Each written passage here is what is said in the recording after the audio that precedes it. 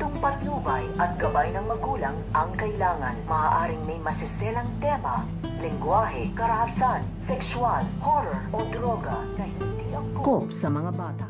So ito nga si Apo Berta ay gagawin na dito ang lahat ng kanyang makakaya upang makabalik na nga ito nga si Tara sa kanyang tunay na katawan. At dahil lumapit na nga nito nga si Darius dito nga kay Apo Berta, ay makakabalik na nga ito nga si Apo Berta dito nga sa bahay nito nga ni Mamita. Dahil nung huli nga sila nagkita dito ay pinagtabuyan nga nito nga ni Darius ito nga si Apo Berta at wag na nga daw itong babalik at magpapakita dito nga daw sa kanyang pamilya. At ngayon nga ay muli nga nagkita ito nga si Apo Berta at ito nga si Darius at nakikiusap nga ito nga si Darius dito nga kay Apo Berta na kung pwede nga daw ba siyang pumunta dito nga daw sa bahay nito nga daw ni Mamita dahil gusto nga daw siya itong makita at makausap. At mababanggit nga rin nito nga ni Apo Berta dito nga kay Darius na nagkita at nagkausap na nga daw sila nito nga daw ni Tara at balak na nga rin doon niya magduko dito nga daw sa bahay nito nga daw ni Mamita dahil gusto nga niya itong kamustahin. So